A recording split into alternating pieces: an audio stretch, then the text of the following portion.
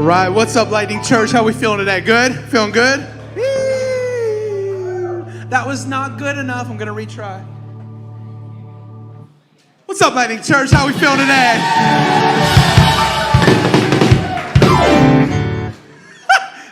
That seemed like it was planned, but it was not. What's up, everyone? I'm so glad you're here. If you don't know who I am, I'm Pastor Josh. I have the honor of running this amazing community, and my amazing wife is right here in the front row, and she just had her birthday a few weeks ago. How amazing is that? Give it up for my wife. She's awesome. And so, man, I'm so glad that you're in the place. I just know that God wants to reveal himself to you. And I just know that in these moments when we create a space for him to show up, he always does. And so I've been loving this series. This is week 2 of Pit Happens. Ooh. And this is a series talking about Joseph and the life of Joseph. And man, he was an awesome guy and he did a lot of stuff, but he also went through a lot of stuff. He went through a lot of things that didn't add up, that didn't make sense. But this is what's crazy, is that even though he went through everything that was not good for his life, even though he experienced so much hardship, even though he had every reason to opt out and do nothing for God, he lived a life for God. He made the decision to say, despite my circumstances, I will go all out for this God, because no matter what it looks like, I know my God is good.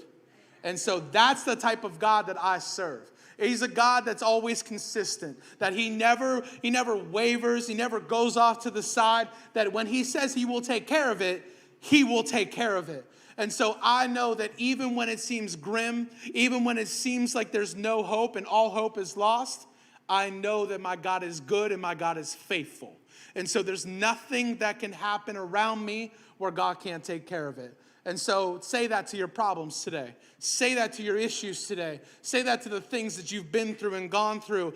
Through this series, I want to know that every single week. I want to be reminded through this that, hey, no matter what's happened around me, no matter what decisions I might have made that messed me up, no matter what has gone on, I know that God still wants to be faithful to me. Do you believe that, church? Like, I want us to know that on a deeper level. Some of you might feel like, okay, like, hey, maybe I've heard that before. Ooh, you need to hear it again. You need to hear it again. God is faithful and he'll never leave your side. Some of us need to remind ourselves of that because you still feel alone. And God is saying, I've never left you. Why would you feel that way? He wants to take care of you. And he wants to do stuff in and through your life. And so I'm an older brother. Anybody else an older brother or sister? Anybody have younger siblings and stuff like that? Man, they suck, right? No, I'm joking.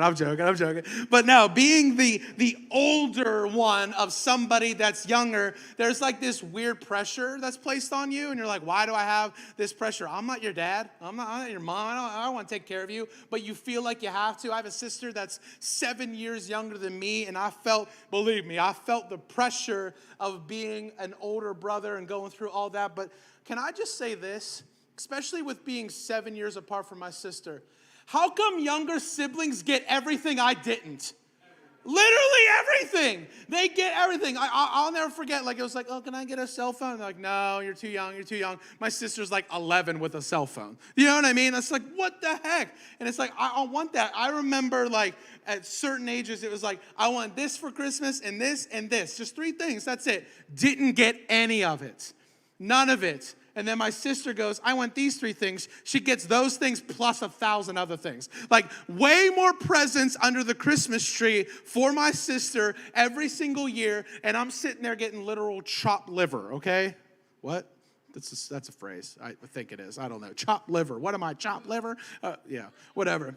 Yeah, something like that. And so I hate that. Like, why do they get more than I do? I remember feeling like that, and like, I always wanted a dog. Always wanted one. Throughout my entire childhood, no, we can't get one. No, we can't get one. My sister gets a dog, all right? When I moved to college, she immediately gets a dog. It's super frustrating, but younger siblings seem to always have the upper hands and the advantage in life. So if you are a younger sibling, You know what? Give it up for yourself. Come on, give it up for yourself. Blessings. Blessings on you, because you apparently have all the blessings in the entire universe. But that is exactly what was going on in Joseph's life. Joseph was the younger sibling. Joseph was the one that had the cell phone at 9 years old. He texting, I don't know, whatever they do, whatever kids do these days. And so literally have everything. But this is what's crazy. This is what's crazy. So Joseph had, and I'm sure you've heard of this, but he had this special robe, this special coat, the multi-technicolor dream coats, whatever, the world. All right. So he has this coat that was made special for him and given to him by his father. Now, he is one of literally 12 kids, and he is the last on the list. He is the baby. He is the little runt. He is the little guy of the entire family. But yet, he gets this coat. He gets access to this thing. And here's the thing, okay? And so this coat, the only reason that he ever got this coat is because Joseph had him at an older age. Israel, Joseph's dad had him at an older age. And so there's just like a softening of his spirit, softening of his heart. But also Reuben, actually, and I'm just going to say it because it's that weird, but Reuben, who was the oldest of the 12, he decided that he was going to go with one of his dad's concubines, and he was going to have sex with her and did all that stuff. And then they were like, yeah, you're not going to get you're not going to be the heir to the family anymore. And so they were like, yeah, delete it. And so, so he didn't get the coat. The coat signified something deeper. It signified who was going to take on the mantle of the family, who was going to be the heir to it, who was going to taking on all of the, everything that went on with the family. He had to take care of it, and the youngest one, Joseph decided to hand that to him. And so there's 11 other brothers that are older than him looking down and going, why him? Why does he get this? Well, what about this? I did this. Hey, all because I messed up and did something wrong. Now I don't have it anymore. They allowed themselves to get into this mixed up place on their own because Joseph, the youngest baby of the family, now has access to literally everything. It's not fair. It's not fair one bit. It's not fair that Joseph, the baby of the family, gets access to this, and now he's going to be the one that literally takes care of them. Really? You're going to tell me my younger brother is going to be the one that takes care of me? What? That makes no sense. And so he is wearing this coat. Oh, and by the way, he's only 17 years old. Ooh. Can you imagine being an older brother and looking at your younger 17-year-old brother, knowing full well that he has everything that maybe you should have? He has everything that you would like to have, what you would like to accomplish. You would love to run the family. You would love to be the most loved by your father. And yet this guy, your younger brother, he has all of this. And so not fair. Not fair at all. Not fair is the launching pad for destructive behavior. Not fair is where a lot of things start that you shouldn't start. Saying that's not fair, or that's not right, or that's not okay. I believe that it leads us to being a version of ourselves that God never wanted us to be. Saying that's not fair that they got that. That's not fair that they have that. We felt that literally as a child. I already see with Chance in his eyes. He doesn't even speak yet, but in his eyes I can see constantly with his sister that he's saying, that's not fair. That's not right. My daughter has this bottle. It's a pink bottle that she's obsessed with, that she'll only drink from. And literally Chance always has to try to get the bottle. He has to have it. He has to hold it. He feels like he can't go on with life without it. He's already living a not fair life. And I believe that when we say that's not fair, it sets us up for destruction every time. Because comparison will literally kill you. It will, every single time. When you make the decision to say, what they have, I want. What they have, I deserve. What they have should be mine. It sets us up for a trail that we don't want to go down, because you become a version of yourself that God never really actually meant you to be. And so I don't have this, I don't have that. I want what they have. Jealousy is a monster. Jealousy is something that just leaves us going, looking different, acting different. We see ourselves different when we start to just I'm just going to be honest, like a lot of us compare ourselves to how others look. We compare ourselves to Instagram. We compare ourselves to stuff that isn't even actually true. We compare ourselves to, literally somebody will just post online that they went out to dinner at this place, and there's something in you that goes, why didn't I get to go to dinner at that place tonight? What? There's something about us that does that. We're constantly jealous of everyone else because we constantly feel like the state that we're in is not good enough. And it leaves us going like, I want that, I need this, I want that. Wanting what you don't have blinds you to what you do have. We know that. We know that. I'm not preaching anything new that you've never heard before, but when you continually over the top just keep focusing on what you don't have, you will not realize what you have. You won't. You'll play the comparison game over and over again, because here's the thing, okay? I'm married. I love my wife. She's amazing in every way. And there's moments where I compare myself to other married couples, right? It's a comparison game where I'm like, well, they do this or they do that, or hey, I saw them in going to this place and they were laughing in the video. Why aren't we going to that place and laughing in a video? It just leaves me comparing, I'll just be real. It's dumb and it's stupid and it's honestly silly when you say it out loud, but yet it leaves you going, oh my gosh, for me, it's like, I just saw this couple doing this and this couple doing this. Why didn't we do that? It just leaves the comparison game so open. And that's so small, but even the bigger thing, this person got the promotion over me, and now I'm sitting here frustrated and angry. And now you're not even thankful for what it is that you do have, because you have something that God's placed you in for a reason and a season, and yet you're comparing. Or you might be in a situation in life where you're struggling and you can't make ends meet, and financially it doesn't make sense, and you're looking at somebody that's the same age as you in the same situation, and they have something that you feel is better than what you have. Their situation's better. They have why can't I have that? And it leaves you paralyzed. It leaves you, this is what sucks, it leaves you not depending on God. It leaves you comparing yourself to others.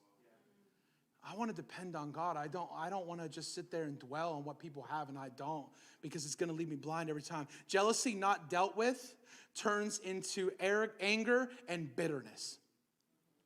Jealousy that's not dealt with turns into anger, and it turns into bitterness. It makes you angry. It makes you cold. It makes you bitter. In Ephesians 4:31-32, it says this, and I love when the Bible is just straight up like, let me tell you something. It says, get rid of all bitterness, rage, anger, harsh words, and slander, as well as all type of evil behavior. Instead, be kind to each other, tender-hearted, forgiving one another, just as God through Christ has forgiven you. I love that it starts with get rid of bitterness. Get rid of it. It has no place in your life. It has no room in your walk, because when you hold on to bitterness, man, bitterness is something a little bit different, okay? When you're angry, there's a moment where you feel like you come down from the anger, right? When you're upset, you feel like there's a moment where you have not necessarily peace, but you feel a little bit better. But when you have bitterness anchors itself in you. It grows roots, and it is so hard to get rid of because it changes literally your wiring. It changes the way that you're seeing things and looking at things. Bitterness just leaves you tainted and messed up and all confused. And so if the Bible commands it, I want to do it. If the Bible is commanding me to do something, then I want to do that. And if it says get rid of bitterness, that means that I need to take the time to get rid of it. Okay, we talk about pit happens, and we talk about things that go on in our life and things that leave us struggling and things that are broken, things that just circumstantially happen around us that leave us messed up and broken, things that happen that make us bitter. But this series is wrapped up, and I want to keep saying it, that God wants to heal and God wants to do something, but also he wants you to put in some work. He wants you to rip up the roots. He wants you to rip out the bitterness that is in you. It says, get rid of bitterness. That means that you have to do something. You get rid of it and hand it to God. And that's when he can start to do a work in you. Some of us are hanging on to something that doesn't even really make sense, but yet it is changing our wiring. It's changing how we're seeing the world. We're seeing that it's messing even with our perception of how God really acts because this person said this. Ooh. Because this person acted this way. Because you heard that this person said this and this other person told you about it. And so now you have this weight, this root, this deep-seated issue that you were never meant to have. And it leaves us broke, and it leaves us confused, and it leaves us angry. And so bitterness, when it's rooted, you gotta rip it out. Your bitterness, it can affect your dreams. Do you know that today? The title of my message is Dream Killer. Because I believe that bitterness is the number one way, that the number one thing that gets into our hearts that keeps us from our God-given destiny. I believe that bitterness, and you might not even process that word is what you're doing. You might not even realize it, but it's like my mom did this and now it's left me acting this way. This thing's happened and so now I'm carrying it. Like these things are going on around me and now it's leaving me acting like a completely different person. Bitterness just continually will affect your dreams. Just because you had a bad experience doesn't mean that's true for all. Just because you had a bad experience with something doesn't mean that that's the truth for everything. A lot of us, we'll experience something that went wrong and something that happened, and now that's all we talk about. That's all we bring up. Or when somebody wants to talk about the goodness of something, you have to tear it down and you have to bring it down to your level because you're still bitter. You're still holding on to something. I've been there. I've done that. I had so much church hurt that every time I got into a conversation with a Christian, I would bring up my church hurt.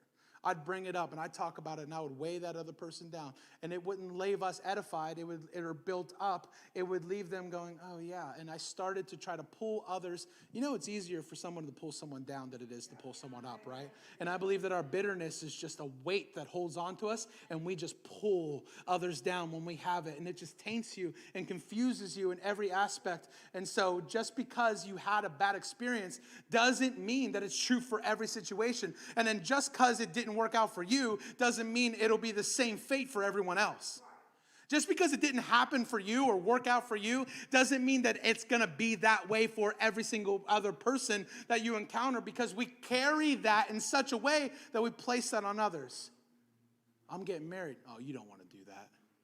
You don't want to get married. I went through this. I did that. I went through a divorce. I went through this. I struggled with this stuff. And so, you know what? You don't want to do that. You don't want to go there. And so now because you went through this deep divorce or this thing, you start to just continually say over and over again that marriage isn't good. And where does that leave you? Not getting married again.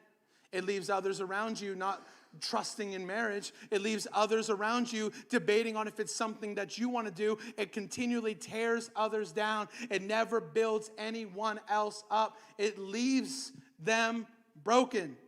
And so marriages do work out. They do. God blesses them and God shows up in every single one of those. Oh, you can't grow a church downtown with just young people. I've heard some people that are carrying some deep things say stuff like that to me. I've heard some people that maybe not have seen God be faithful, in their situation, but, I'm sure he was doing something, they just couldn't see it. But because they went through something that didn't benefit them, they feel like they can place that on me. And so, yes, do I hear the voices that have said that to me? Yes. Has it affected me in certain moments? Yes. Has it left me doubting sometimes what I'm supposed to do? Yes, it has. And that's what's frustrating, that because somebody else got hurt, they had to place that on me. And so what I'm saying to you today is don't let what happened to you be something you place on someone else. It's not meant for them. It's not meant for them to carry. And that's what's beautiful. And so, like, it's literally the cause and effect, okay? You carry something you shouldn't carry, then you put it on someone else. Now they're carrying it. Now they put it on someone else. Well, what if you took this originally and just handed it to the one who can carry it? What if you handed it to the one that was designed to carry the things that you have gone through? And so when we make that decision, it's not just a continual thing, because yeah, I'm talking about friendships and I'm talking about, things like that. And I'm talking about people in your workplace and stuff that you're around and like even your family, your parents, stuff like that. But I'm also talking a generational thing here. Do you realize the things and decisions that you're making now are going to affect generations from now? And so I see it more clearly now that I have kids, but the things that I choose to hold on to are going to affect my children. The things that I choose to say, I hate that, or I don't like that, or I'm not about it, or this or that, it's going to leave my son thinking the same way. It's going to leave my son frustrated and angry with the world if I continually carry bitterness for certain situations. Man, I can't do that to him. I need him to experience life. I need him to see things clearly. I can't just put the negative things that I've experienced on him. And so make that choice and say, you know what? I'm going to give it up. I want my son to be shocked that I experienced church hurt. I want to tell my son someday that, you know what? There was a time where I hated the church. And I was angry with the church. And I want his jaw to fall to the floor. Because I don't want him to ever feel that. I don't want him to ever feel from me the hurt that I experienced. I don't want to just say, yeah, but church, or yeah, this. Like, no, I don't want to say that to him. I want my son to see and know that the church is the greatest place on the earth, man. And people experience Jesus here. People grow here. Like, I don't want him to experience my negative outlook that I experienced in my life. I want him to encounter his own. I want him to encounter his own walk, and I want him to encounter that. So make that decision. You need to tell your comparison to shut up before it's too late. You have to. Stop looking at others. Stop looking to the side. Start looking. Like, some of you are literally scared to worship the way that you are called to worship because you're worried about to the left and to the right. Some of you are scared to post certain stuff on Instagram because you feel like you're going to come off as a hypocrite. That's still comparison. You realize that, right? I'm not as good as that person, so I can't post that because I have this stuff behind me, this stuff I've messed up with. No. If God has called you to it, then He's gonna work a way for you to do it and do it well. And so I really am preaching kind of two things here. Don't let bitterness get into your heart. And don't let others' bitterness take you out.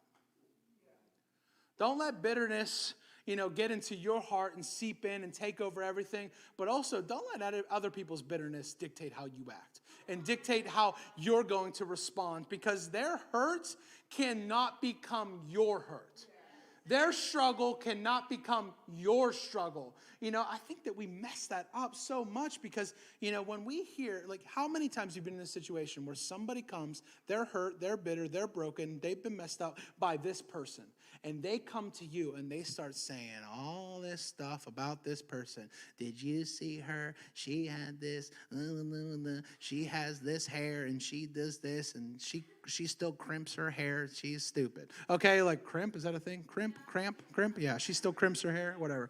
And so, like, that's everything else. Like, is that a thing? I don't know. She crip walks. Okay, whatever. So all that stuff. And so she crimps her hair and she crip walks. All right. And so that they say that to you and you go, you know what? She does crimp her hair.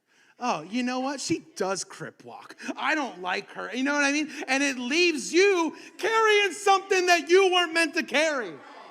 It leaves you carrying now this weight, and it leaves you going because, like, here's the thing. I've been in this situation where somebody's come to me, said negative things about this person. It changed my perspective of them. And then when they come and they actually need help, I'm not able to help them. And it's so frustrating because it's like, man, I'm meant to bring good into the world. And so, man, I want to get to a place where when somebody's talking out of bitterness, I want to go, hey, I love you and I'm going to listen. But I want you to know that it's not going to change my perspective. It's not going to change mine. It's not going to change the way that I'm looking at this situation because I'm not meant to carry what you're carrying. God is. God's meant to take it from you. I'm not meant to handle that. And so both of those things, letting bitterness into your heart and letting others' bitterness take you out, that will kill the God dream inside of you. It will. It will murder it. And so there is, oh man, let me say this to you. There is a dream inside of you that God placed that is meant for an eternal purpose. There's something eternal about you. It's not just meant for a generation. It's not just meant for a couple years. It's not meant for the time that you live in this city or live in this place or the job that you have or the church that you attend to, for this certain amount of time. No. The God dream in your life is meant for an eternal purpose. And so when you have eternity written on you, you should live with eternal in mind. And so live your life knowing full well that the God dream that I have, that he's placed inside of me, is meant to affect the world for good. It's meant to change everything around me. And so I can't keep carrying on to stuff that I'm not meant to carry because I got a God dream. Some of you need to get a little bit more bold about the calling that's on your life. Some of you need to start getting a little bit more stern about it. No, I can't do that because God has called me to this. I can't go there because God has called me to this. No. I can't speak that way about that person because God has called me to this. Man, we need to stop it. We need to stop it. And we need to know that we got a calling inside of us that God really, truly wants to bless and wants to do. And so Joseph, he got his dreams hijacked by his brothers. The God dream that was placed on his heart, placed in his life, he got it hijacked from his brothers. His brothers did everything they could to take away the dream, the God dream that God had placed in his life. And what's cool is it was an actual dream. He literally saw it. He literally saw exactly what God was placing him in, and yet the brothers tried to take it. They throw him into a pit. They sell him off into slavery. They do all that. And so his dreams get hijacked for something he didn't even do. He didn't do it. They tried to take it from him. Their bitterness tried to take him out. The enemy wants to use anything he can to derail you from your destiny. There is a real enemy, and he really wants to mess with you. He really wants to leave you broken. He really wants you to leave you less than. Man, if he can get you locked into something bitter, if he can get you upset and angry about something that really doesn't matter, man, he's going to take you out so fast. He wants you in that situation. He wants you carrying that hurt. He wants you struggling to see straight because you blinded yourself by so much stupid stuff. He wants you there. And so, man, if the enemy really is attacking you in these areas, if he is trying to get you bitter, if he's trying to get you angry about something, if he has you in a situation where you're literally like, I did nothing wrong, yet this still happened, the enemy, if that's happening to you, that shows me that you really do matter. It shows me that there's something about you, that there's something that God made about you where the enemy feels that he needs to lock it up and he needs to mess with it. Like, that shows me that you actually have some clout in the game and that there's something that, eternal that is involved in your life. That shows me that there's proof. And so, man, if you have ever been, this is proof. This is literally proof of God. And this is proof of God in your life and the calling that's on your life. If you have ever gone through something that was so overwhelmingly hard and felt like a slap in the face, and it left you angry, it left you bitter, and you did nothing to earn it, that shows me that there is a calling on your life. That shows me that there is something big in store for you because, man, the enemy will use anything he possibly can to get you twisted. I've seen countless people step out of the church because their grandma passed away at 89. She's 89, dude. She went to be with the Lord. The Lord didn't take your grandma away. No, I'm going to be stern because this is where I was. Like, he didn't take your grandma away. That's not what that was in that moment. But yet it leaves us going, God can't be this, and God can't be good, and God can't be loving because my 89-year-old grandma died. Like, come on. The enemy wants to use anything he possibly can to get you twisted. He wants to get you angry. He wants to get you bitter. He wants you, oh no, I really wanted to do this Bible curriculum small group, and Pastor Josh said no. He is squashing my God-given potential. He is not letting me step into the destiny and the calling on my life, and I will not be able to save millions for his name because he will not let me do it, and now I'm going to be angry and bitter and this and that and this, and shame on Josh. It'll leave you. It'll leave you bitter. It'll leave you angry. It'll leave you feeling like you can't do something for the kingdom. The truth is today that if you let those things take over your life, then you will not step into what God has for you. You will not. And there's a lot of people I know walking out there, a lot of people that I've seen walking and just going through the motions, not doing what God has called them to do because they've allowed circumstances to take them over. I've seen so many people leave the church for the dumbest reasons, and it is the hardest thing to watch. I've seen people step out of literally like people that love Jesus, profess Jesus, that are leading people to Jesus, that are doing awesome things for God, not just showing up. They're doing stuff, and it's awesome. And I've seen them do like experience one thing that I'm like, really, that took you out? Man, that sucks. And I can stand up here and proclaim that the enemy did everything he could to take me out. The enemy has done everything in my life to take me out. Parents getting divorced. My grandma dying at 50-some years old and freaking me out and upsetting me. Oh, yeah, my dad decided to date this girl that didn't like me and didn't let me see my dad. Oh, I didn't talk to my dad for 5 years. Oh, I started working for a Presbyterian church and just didn't feel like never felt like I truly fit in there. I was wearing suits every week. And so I was just like, I don't feel like I fit in here. And it left me angry. It left me kind of confused because I was like, I want to be here, but I can't. Then I had to go get a job, a full-time job, just to be able to serve church. And I'm like, man, they're getting paid. They're getting this, but I'm not. You know, I'm doing more work than that guy, and he's getting paid to do it. Like this and that and this. And it's left me, and then experiencing, I was at a church for 5-6 years serving, and I felt like I experienced some hurt. And I was angry, and I was broken, and I was overwhelmed. All these different things, they were setups to knock me out, to take me out of what God has called me to do and what God has placed me in. But I refuse. I refuse. I refuse to let the enemy mess with me, and I refuse to let him have a say, and I refuse to ever think that he is going to win. And so when you start acknowledging that and seeing that, you will. If you know today that you have power, you will step more boldly.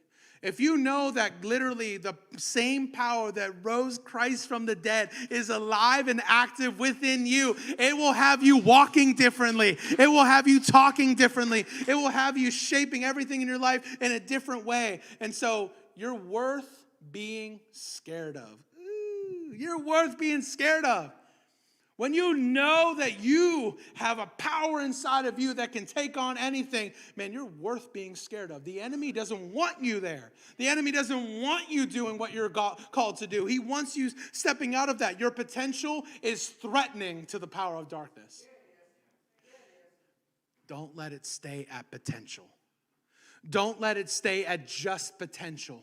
Don't let it stay at, oh my gosh, man, if they would just do it, if they would just step into it, man, they would do a lot for God. This would be crazy. This would be awesome. Don't just stay there. It's flattering and it's nice to hear that you have potential, but if you just stay there, it's just potential.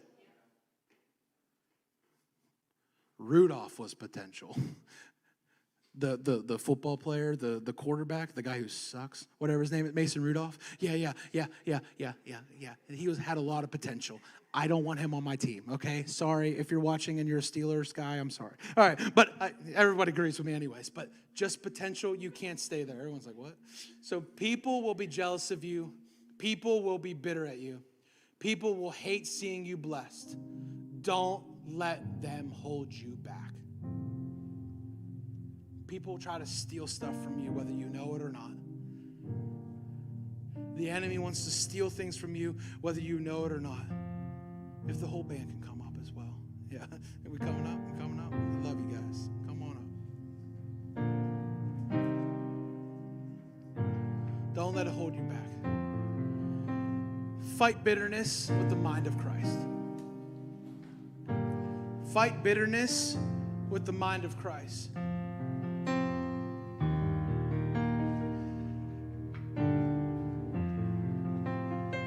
I just think about Joseph feeling so loved by his father.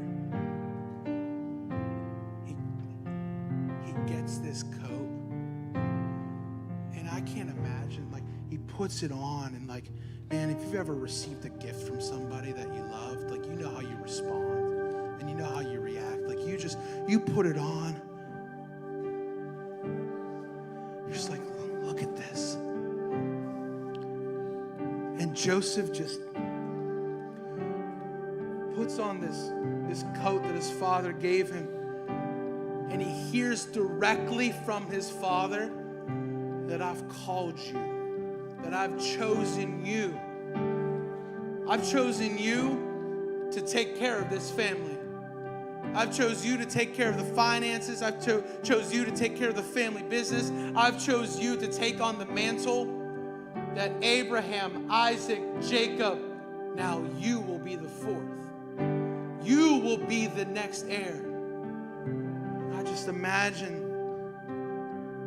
the proper pride in that, right? Like, oh my gosh, he gave me this. My father has given me all of this. Like, look at me. I have this amazing thing. And the people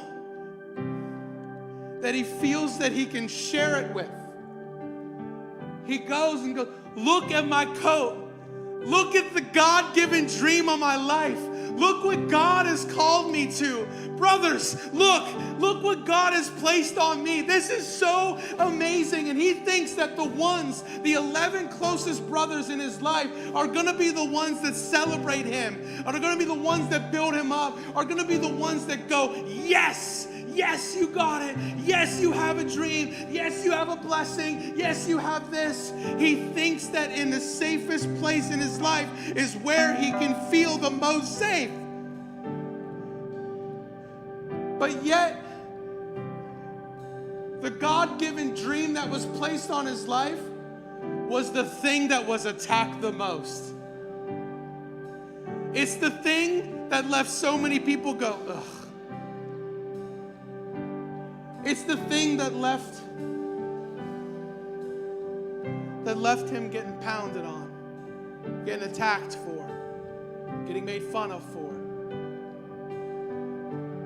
And I can only imagine the feeling of getting this coat ripped off, beat within an inch of my life, and then being thrown into a pit by my own brothers. And he's sitting, I can only imagine him sitting at the bottom of this pit just thinking, because Joseph has every right to be so angry with God. He has every right to doubt the calling on his life. He has every right to say, God, you lied to me. But it didn't stop Joseph. It didn't stop the mindset that he had. It didn't stop the calling that was on his life. It didn't stop what God had said, because if God said it, he meant it. And if God declared it on his life, then he knows for a fact that that's what it is. So no matter what my situation is, no matter what pit I feel like I am in, I know that God